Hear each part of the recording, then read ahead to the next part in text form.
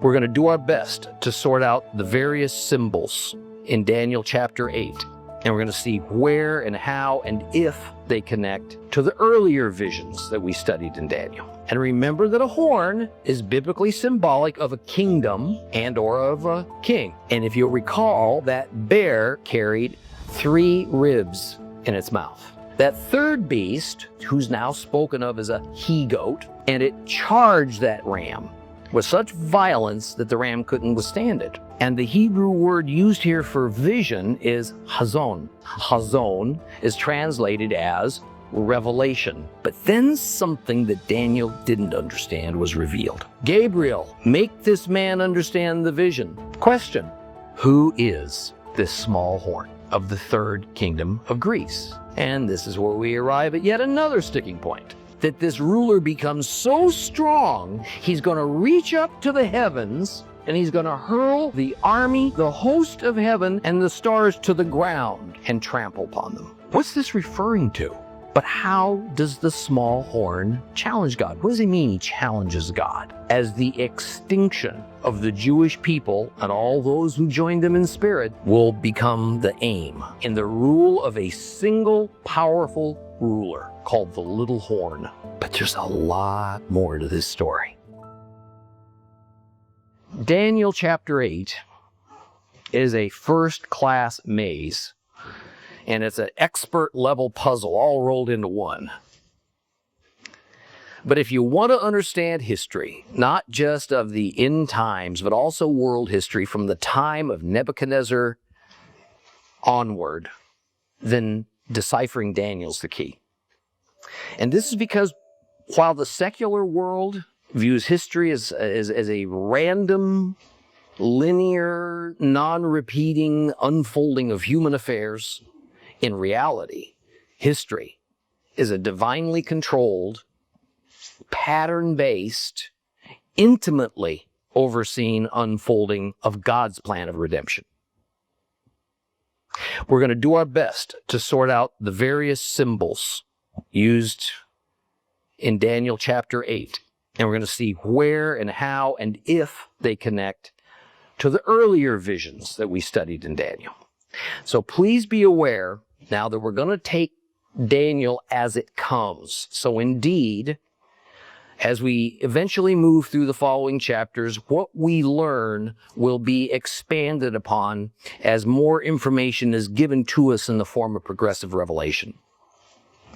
Now, chapter 8 signals a return to a Jewish kingdom of God focus, as the language of the document itself now shifts from the Gentile-oriented Aramaic that began with chapter 2 and concluded at the end of chapter 7.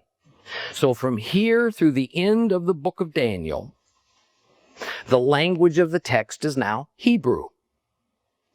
And in the remaining chapters of Daniel, we're going to get 3 additional visions or revelations that Daniel received while serving 3 different masters. The vision we'll momentarily read takes place while the Babylonian king Belshazzar is still Daniel's king. The next one will be after the Babylonian Empire falls and Darius the Mede is the new king. And then after that, Daniel receives a vision when Cyrus the king of Persia is in power. Now, I'm sorry to say that about the only good and uplifting news to be had in this section is that there will come a time when the Ancient of Days, along with the Son of Man, will come to rescue oppressed Israel. And yet, as we wind our way through the maze of Daniel chapter 8, it becomes clear that this deliverance of Israel event isn't really connected to the problem of the exile in Babylon that the Jews are currently undergoing in Daniel's time, because it was foretold that their Babylonian exile would only last 70 years and then come to a satisfactory end. And in fact, the Jews would even be treated quite well by their Babylonian captors, and history tells us that the Jews thrived in Babylon. In other words, there was no existential threat to the survival of the Jewish people as a result of their being conquered by the Babylonians and sent away to Babylon for a period of time. The primary catastrophe of the Babylonian exile lay in the loss of their homeland, Judah, and, of course, the loss of their priesthood and temple. Now they were stuck in Babylon, without a means to atone for their sins, unable to keep kosher, unable to keep so many of God's ritual laws and appointed times and festivals as they were ordained in the Torah. However, the opposite will become the case at some later point, long after Daniel's time, as the extinction of the Jewish people and all those who joined them in spirit will become the aim of the final Gentile world empire. We got just a hint of this in chapter 7. But now, beginning in chapter 8, we are briefly told of a coming war of survival between the Hebrew people and some Gentile world rulers that will culminate in the rule of a single powerful ruler called the Little Horn, whose goal seems to be to eliminate the very concept of biblical Jewishness and what we could rightly call a Hebrew roots theology, including abolishing God's laws, his Sabbath, his appointed times, and bringing about oppression and genocide of the Hebrew people on an unheard of scale. And as we learn from Zechariah 14, this single powerful world ruler will be winning. He will be succeeding, and no doubt will have the full backing of the vast majority of the world's citizens, and equally without doubt, the backing of the apostate portion of the institutional church, who sees no future for Israel and the Jewish people. Without divine intervention to stop this final world leader, who must be that little horn in Daniel chapter 7, he will achieve his goal. But then suddenly, the Ancient of Days awakens. At precisely the perfect, preordained moment he comes. He leads his holy ones to victory. Daniel's little horn is destroyed, and the everlasting kingdom of God is brought in to rule over the whole earth with Yeshua, our Messiah, as our King forever. Let's read Daniel chapter 8. Open your Bibles, if you have a complete Jewish Bible, to page 1110. 1110. Nice binary number for you.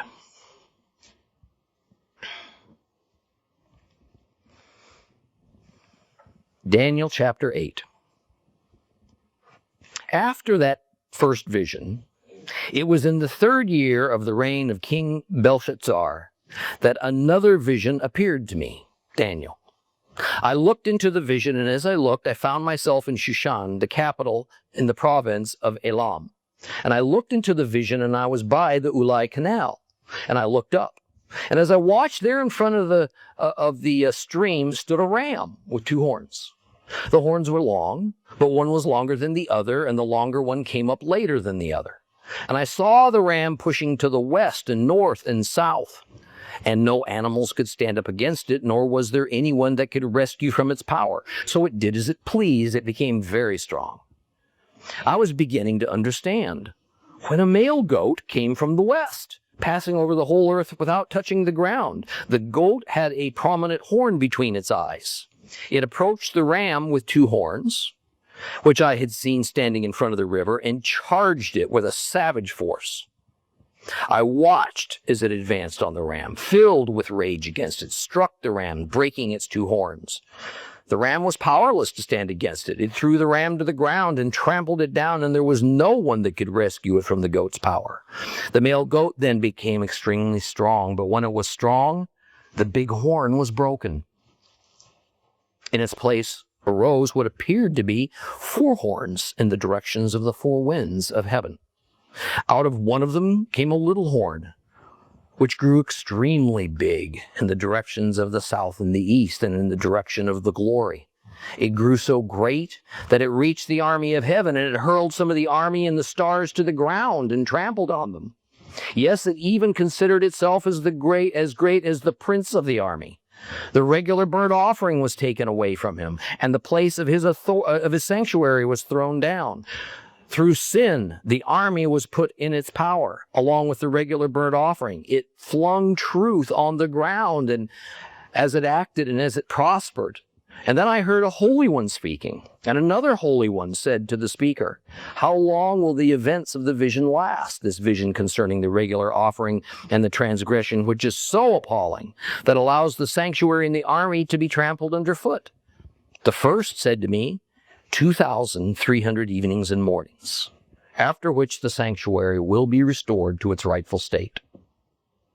After I, Daniel, had seen the vision and was trying to understand it, suddenly there stood in front of me someone who appeared to be a man. I heard a human voice calling from between the banks of the Ulai, "Gabriel, make this man understand the vision." He came up to where I was standing. His approach so terrified me I fell on my face. But he said to me, "Human being, understand that the vision refers to the time of the end." And as he was speaking with me, I fell into a deep sleep with my face towards the ground, but he touched me, set me on my feet, and said, "I'm going to explain to you what will happen at the end of the period of fury, because the vision has to do with the time of the end. You saw a ram with 2 horns, which are the kings of Media and Persia. The shaggy male goat is the king of Greece, and the prominent horn between its eyes is the first king. As for the horn that broke and the 4 which rose up in its place, 4 kingdoms will arise out of this nation, but not with the power that the first king had. In the latter part of their reign, when the evildoers have become as evil as possible, there will rise an arrogant king, skilled in intrigue. His power will be great, but not with the power the first king had. He will be amazingly destructive. He will succeed in whatever he does. He will destroy the mighty and the holy ones. He will succeed through craftiness and deceit, become swelled with pride, and destroy many people just when they feel the most secure. He will even challenge the Prince of Princes. But without human intervention, he will be broken. The vision of the evenings and mornings which has been told is true, but you are to keep the vision secret, because it's about days in the distant future. I, Daniel, grew weak. I was ill for some days. Then I got up and took care of the king's affairs, but I was appalled at the vision and still couldn't understand it. Verse 1 gives us the timing of this latest vision of Daniel. It's about 2 years after the first vision he received, the one that was presented back in chapter 7. So he had quite some time to contemplate and digest the best he could what that first vision might have meant. Daniel was probably close to 70 years old at this time. And the Hebrew word used here for vision is hazon. And while vision's not a wrong translation, recognize that in other places in English Bibles, hazon is translated as revelation. Now, while we don't want to take the point too far, it seems as though this vision of Daniel was a little bit different in how it was transmitted to Daniel than that first one, because the first one was said to be a dream in a vision, which probably means that Daniel was in some kind of semi-conscious state, kind of half asleep. But here in chapter 8, it seems as though his experience in receiving this message from God might be more akin to what the New Testament John received and wrote down in a book that we call the book of Revelation, the book of Hazon. Revelation 1:1 says this is a revelation which God gave to Yeshua the Messiah so that he could show his servants what must happen very soon, and he communicated it by sending his angel to his servant Yochanan, John, who bore witness to the word of God and to the testimony of Yeshua the Messiah as much as he saw.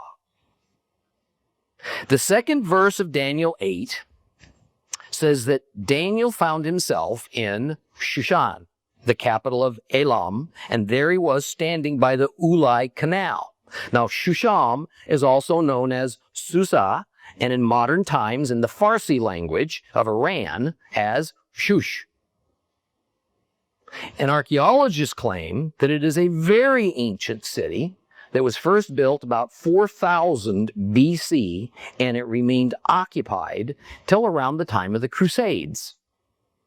And Shushan is called a citadel or a fortress, meaning that it was a walled city with excellent defenses and a most desirable and strategic location. Thus, we find that when Persia conquered Babylon, they chose to make Shushan as their new capital city. And no doubt, since this vision of Daniel was prophetic, the reason that Daniel was taken to Shushan is because this place would soon become the seat of government for the second Gentile world empire, the empire of the Medes and the Persians. Now, there's much debate in Judaism and in Christianity whether the words of this passage are meant to say that Daniel was actually physically in Shushan, visiting there at the time of his revelation, or that he was taken up there in the spirit, so to speak.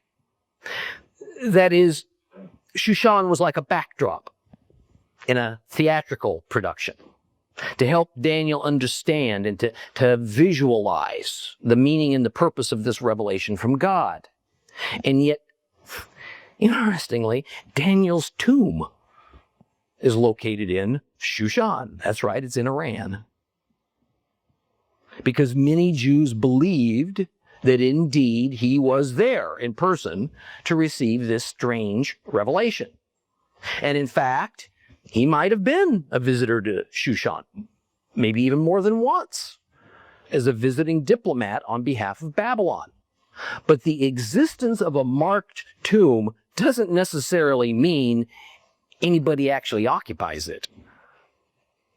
For example, the famous Cave of the Patriarchs in Hebron, the Cave of Machpelah, has marked tombs for Abraham, Sarah, Isaac, Jacob, Rebekah, and Leah. However, investigation has proved conclusively that none of those people occupy those tombs. In fact, no one's in them at all, at least not anymore. They are today more memorial than gravesite. And it's the same with the tomb of Daniel that's located in Shushan. Now, the words of chapter 8, verses 1 and 2 seem straightforward enough to me and to most Bible scholars, that Daniel was in Babylon at the time of his vision, but that the setting of the vision was Shushan, the place that would become the capital city of the second world empire, the one depicted in Nebuchadnezzar's dream as the silver chest and arms of his dream statue, and in Daniel's first vision as that second beast who was like a bear. And this symbolism is used now to give us additional information, and that symbolism is of a ram with two horns. Now, the use of the ram was not intended to replace or to update the use of the bear as the symbolic symbol of the Second World Empire. Rather, it was that in Daniel's first vision, the bear had certain attributes that well described Media-Persia. But here in the second vision, A ram is used because the ram was the commonly recognized form of Persia's guardian spirit.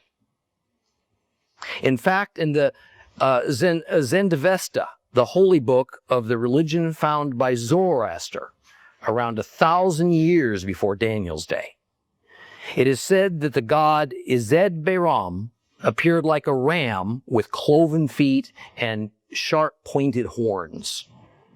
The religion that Zoroaster created began in the area that became Persia and now is modern-day Iran. In time, this ram god became known as Aries in the zodiac, whose symbol to this day is the ram. Thus, most folks in Daniel's era recognize the connection between Persia, the ram, and the city of Shushan. It would be like folks the world over today recognizing the connection between the USA, the eagle, and Washington, D.C. So there wasn't much mystery for Daniel regarding the identity of the ram as Persia. But notice that there is one ram with two horns. And remember that a horn is biblically symbolic of a kingdom and or of a king. So we have one creature, a ram, that carries two kings or kingdoms, two horns on its head. Both horns were long. That means they both had substantial power. However, one was even longer than the other one. One had incrementally more power than the other one. And the longer one, the more powerful one, showed its superiority a little bit later. And this ram with two horns fits wonderfully with the symbolism of the two arms of Nebuchadnezzar's dream statue that are connected at the chest. Obviously, this is representative of the combined empire consisting of the two kingdoms of the Medes and of the Persians. And historically, we find that while at first the Medes were given the honor of providing the king over the former Babylonian Empire, that was King Darius, soon the more powerful Persians replaced him with a Persian king, King Cyrus. Nonetheless, the two kingdoms remained fully allied. Now, as Daniel watched this ram, the spiritual symbol of Persia, it forcefully pushed its way to the west, north, and south, and no animals, it is said, could stand up against it. The idea is that the Media-Persian Empire would expand itself towards the west, the north, and the south, but not to the east. Every Gentile nation had gods and protective spirits that were worshipped as in the form of an animal of some sort. So the idea of saying that no animal could stand against the ram means that the god of Persia, the ram, was victorious over the gods of these other kingdoms and nations represented by other animals. And when we look back in history, we see just how accurate this prophecy was. To the west, Media-Persia conquered Babylon, Syria, and much of Asia Minor. To the north, they conquered Armenia and the region around the Caspian Sea that is sometimes called Scythia.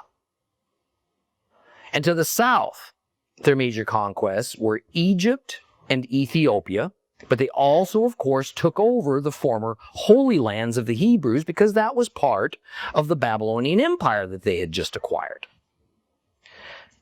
They tried to make gains to the east, but generally they were either repulsed, or their gains were minor, or they were unable to hold on to what they won for very long.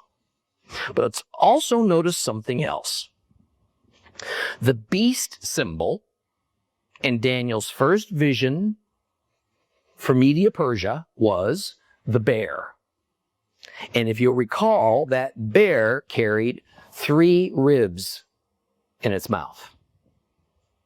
The symbolism of those 3 ribs is now revealed to us, whereas before we had to speculate. The 3 bones are symbolic of Media-Persia's successful conquests to 3 of the 4 compass directions, the west, the north, and the south, but not to the east. Otherwise, there would have been 4 rib bones in the bear's mouth. Next, in verse 5, Daniel says he was beginning to understand. That is, the symbolism of the revelation was pretty clear to him. And that was at least partly because the geopolitical situation at this time of his vision matched with what the vision says the outcome would be. The timing of this vision was just a matter of months, maybe even weeks, before Media-Persia attacked and overran Babylon, effectively taking their empire away from them. Media-Persia had been conquering and expanding into other areas, and it seemed like only a matter of time before they finally targeted the big prize, Babylon. But then something that Daniel didn't understand was revealed. A male goat appeared from the direction of the west, and it began passing over the earth without touching the ground. In other words, it was conquering at a startling rate. And seas and mountains and rivers were no obstacle for him. Let's connect the goat now with Daniel's first vision. The third beast, after Babylon and then Media-Persia, the lion and the bear, that third beast was symbolized by a 4-headed leopard that had bird's wings. Not just the standard 2 bird's wings, but 4. So man, this beast could really fly high and fast. Thus, the idea is that the wings enabled this third beast, who's now spoken of as a he-goat, male goat, to soar over the land, extend its range and influence at lightning speed. And the main feature of this powerful goat from the west was a single large horn on its forehead, located between its eyes. A horn now, meaning a king or a kingdom. And it charged that ram with such violence that the ram couldn't withstand it. And the vision showed the ram standing in front of the Ulai Canal that ran by the Persian capital city of Shushan. So the ram is once again firmly connected to the Persians and to Shushan, and we have the empire of the ram clearly affirmed as the Median Persian Empire, and the empire of the goat, however, was defeating it. Now the 2 horns on the ram, the 2 kings with their kingdoms, Media and Persia, were broken by the ferocity of this goat, thus symbolizing the ram's defeat. Now, I don't want to get ahead of ourselves, because what I'm going to tell you is said in just a few more verses, but the he-goat is identified for us as Greece, or more technically, Macedonia, Greece. And therefore, the single powerful big horn on the goat is none other than the incomparable conqueror, Alexander the Great. But then verse 8 explains that something unexpected happened to that big horn on the goat. It was broken. It was destroyed, and in its place arose 4 more horns that spread out to the 4 compass directions. And history matches this symbolism perfectly. In June of 323 BC, at the height of his power, Alexander the Great died in his bed a month shy of his 33rd birthday. The reasons are not given for his demise, except that he had a high fever, chills, was very weak, and had been in bed for about 10 days. Some think he was poisoned, but more and more modern forensic doctors who consider the symptoms think that it was not treachery, but rather some type of infectious disease, like typhoid fever, which was rampant at that time. Well, the great horn upon the he-goat is now dead. But the he-goat itself, the Greek Empire, was alive and well. very powerful. Alexander had not named a successor. Who was going to name a successor when you're 32 years old? And so naturally, the jockeying for position as the heir to this empire began immediately upon his untimely death. Well, since this was a highly militarized society, it was the generals who would, of course, succeed in ruling. And without going into great detail, it was decided that 4 generals would run the empire. And the empire would be divided into 4 districts, with each district being run by one of these generals. This was not a carving up of the empire into separate independent kingdoms. Rather, it was simply a division of duties. However, unlike in the military, when multiple generals were given certain areas of authority, but each of them still reported to the king, there would be no single higher authority above these 4 generals. Thus, the Greek government became a system known as the diadochi, which simply means successors.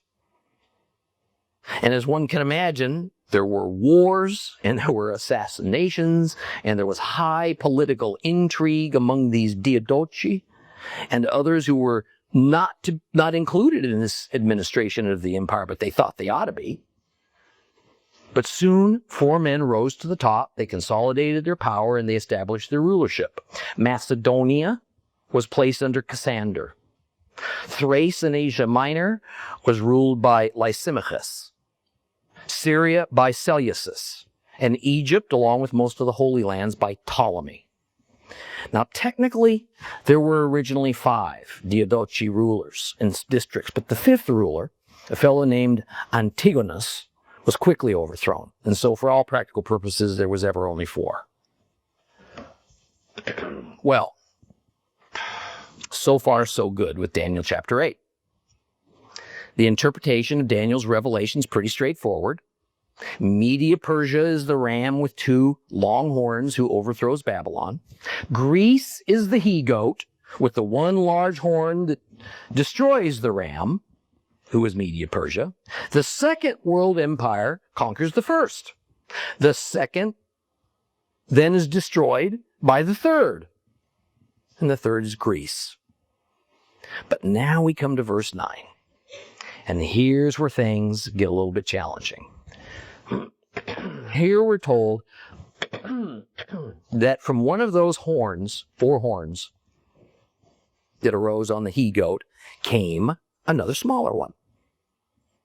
And part of the difficulty is that some theologians insist that this smaller horn on the he-goat must be the same as the Daniel chapter 7 little horn that grows on the 4th beast. Is it? I don't see how.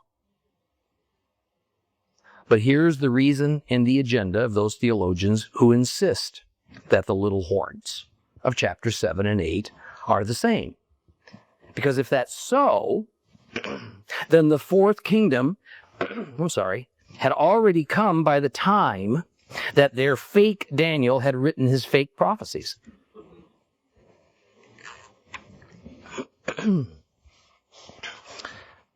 Therefore, the 4th kingdom could not possibly be Rome. Rather, the 4th kingdom had to be Greece, and the little horn, Antiochus Epiphanes. That is, the 1st kingdom was Babylon, in their view. The 2nd was Media. The 3rd kingdom was Persia. The 4th kingdom, Greece. However, as I've said in earlier lessons, history doesn't know anything about an empire of the Medes.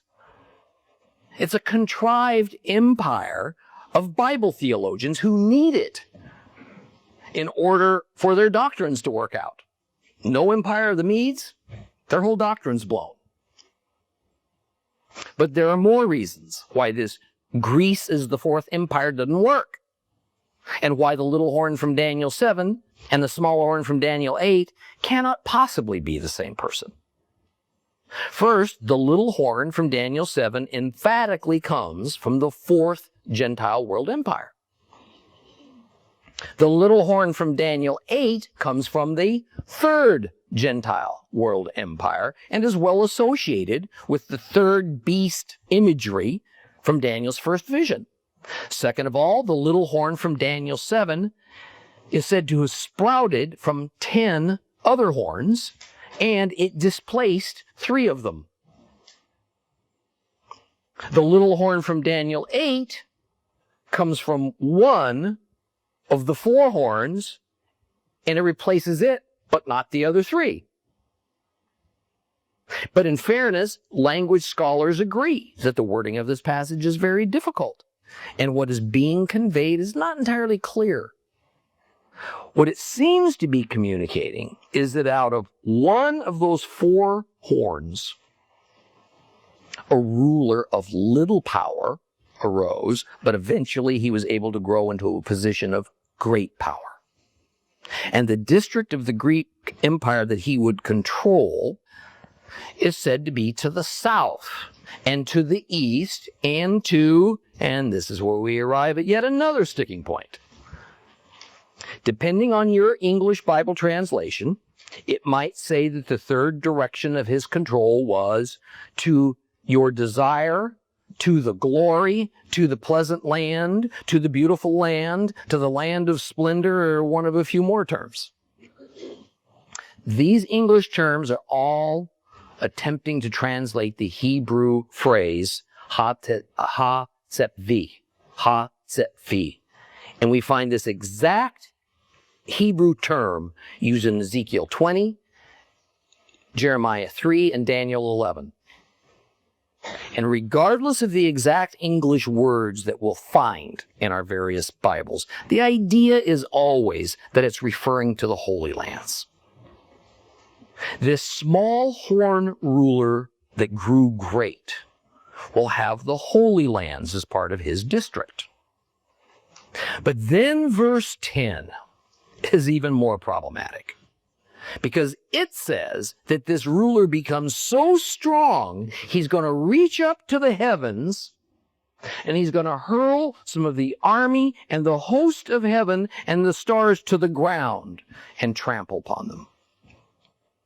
He will not attempt to, he will succeed in doing it.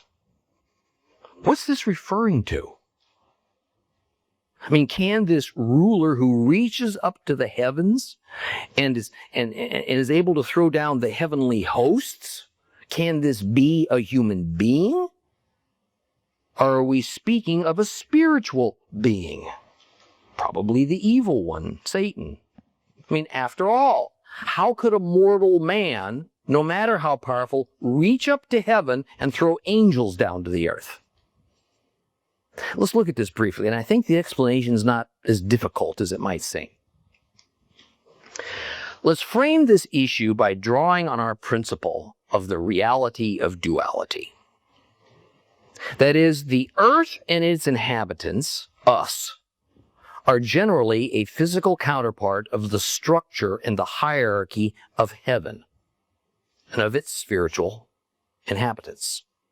Further, physical events that happen on earth usually have their spiritual heavenly parallels. So the hosts of heaven are on the one side of the reality of duality, and they are God's angels, God's heavenly army.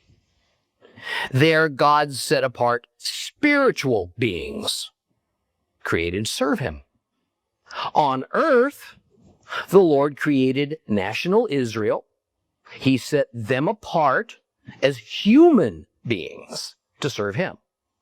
Thus, we have a parallel between the spiritual and the physical. So God is the God of hosts of heaven, in the sense of the hosts as being spiritual beings, and he is the God of the host of heaven in the sense of the physical beings whose allegiance is to God in heaven and whose natural home is heaven, and whose purpose on earth, our purpose on earth, is the same as the purpose of the angels in heaven, to serve God. And by the way, this is something Christians have claimed correctly since time immemorial. It's not a new principle. It's clear from the context of the vision that the person that the smaller horn represents is a real, actual human being, not an evil spirit, not an angel. And in some ways, he's not unlike Nimrod, who felt himself so great that lording over humans wasn't enough. So he had a tall tower built, a ziggurat, upon which he climbed to the top because he felt it put him nearer to God, and he shook his fist in disrespect at the heavens and challenged God to stand against him. That is the same sense that we get here in verse 10, that this smaller horn ruler will feel powerful enough to even challenge God.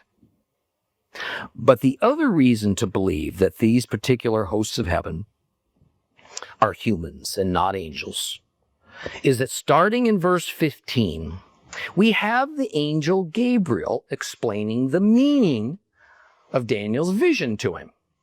And when we get to verse 24, Gabriel says that the smaller horn will succeed in whatever he does and that he will destroy the mighty and the holy ones. In verses 23 and 24 of the 8th chapter of Daniel says this: in the latter part of their reign, the reign of the four horns, when the evildoers have become as evil as possible, there will arise an arrogant king, the small horn, skilled in intrigue. His power will be great, but not with the power of the first king, Alexander the Great.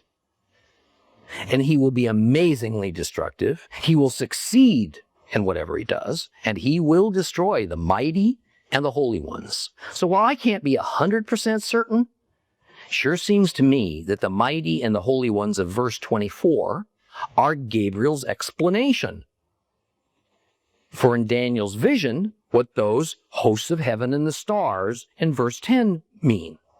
And therefore, this is indicating Israelites and Israel's leadership. Verse 11 goes further. Here, that small horn directly challenges the prince of the heavenly host.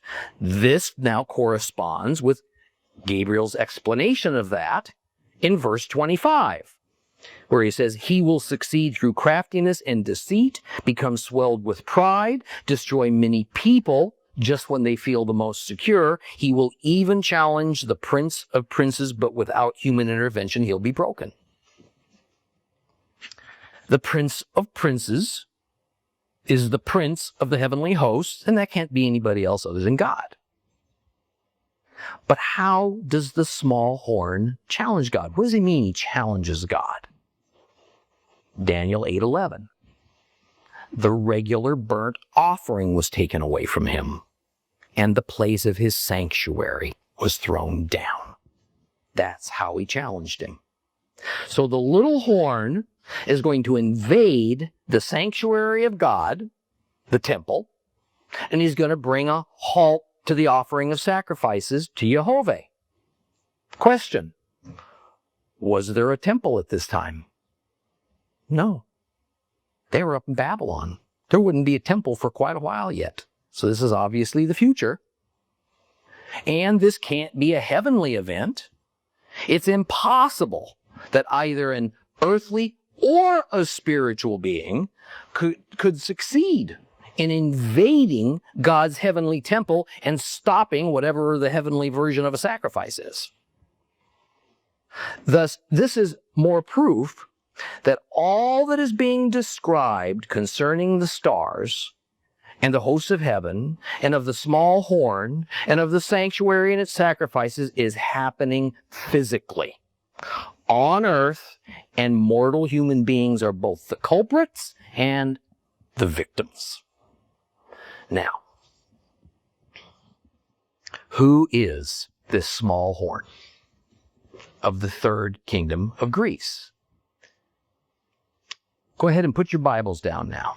I want you to listen to a section out of the book of 1 Maccabees, a book that's not part of the Protestant Bible canon, but it is true and it's reliable.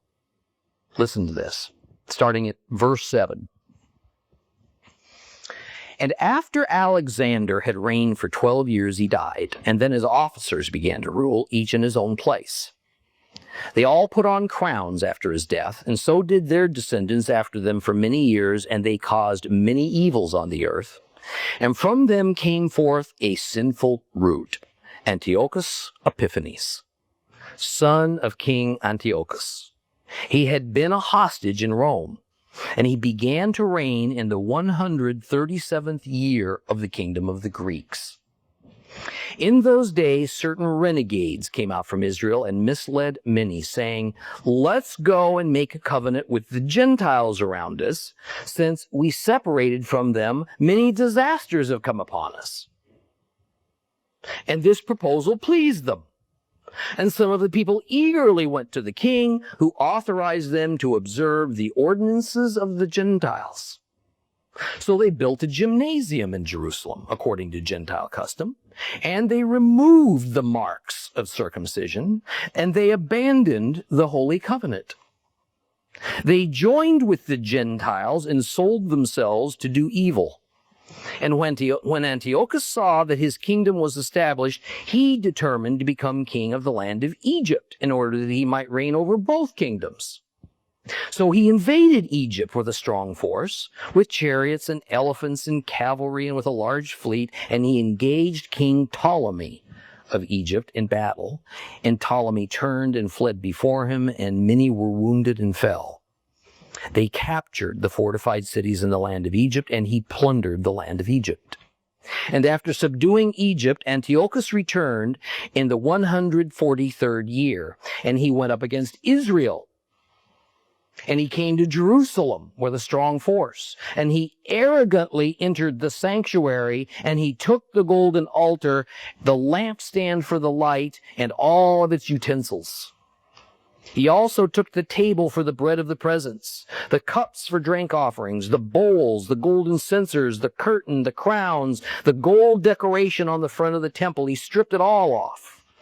He took the silver and the gold, all the costly vessels. He also took the hidden treasures that he found. Taking them all, he went into his own land, and he shed much blood, and he spoke with great arrogance.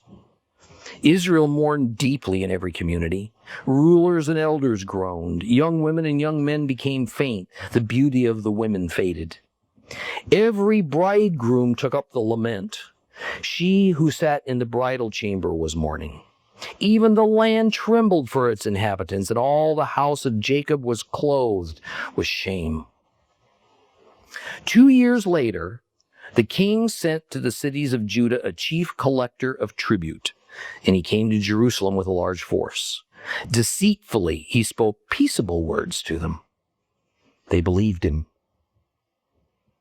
But he suddenly fell upon the city, dealt it a severe blow, and destroyed many people of Israel. He plundered the city, he burned it with fire, he tore down its houses and its surrounding walls. They took captive the women and the children, they seized the livestock, then they fortified the city of David with a great strong wall and strong towers, and it became their citadel. They stationed there a sinful people, men who were renegades. They strengthened their position. They stored up arms and food, collecting the spoils of Jerusalem. They stored them there. They became a great menace, because the citadel became an ambush against the sanctuary, an evil adversary of Israel at all times. And on every side of the sanctuary they shed innocent blood. They even defiled the sanctuary. Because of them, the residents of Jerusalem fled. She became a dwelling for strangers. She became strange to her offspring, and her children forsook her. Her sanctuary became desolate like a desert. Her feasts were turned into mourning. Her Sabbaths were turned into a reproach. Her honor into contempt. Her dishonor now grew as great as her glory. Her exaltation turned into mourning. Then the king wrote to his whole kingdom that all should be one people. They should all give up their particular customs. All the Gentiles accepted the commandment of the king. Many, even from Israel, gladly adopted his religion. They sacrificed to idols. They profaned the Sabbath. And the king sent letters by messengers to Jerusalem and to the towns of Judah. And he directed them to follow customs that were strange to the land, to forbid the burnt offerings and the sacrifices, and the drink offerings in the sanctuary, to profane the Sabbaths and the festivals, to defile the sanctuary and the priests, to build altars and sacred precincts and shrines for idols, to sacrifice swine, other unclean animals, and to leave their sons uncircumcised. They were to make themselves abominable by everything unclean and profane, so that they would forget the law, and that they would change all of their ordinances. And he added, whoever does not obey the commandment of the king shall die. Small horn turned out to be Antiochus Epiphanes. But there's a lot more to this story, and we'll talk about it some more next time.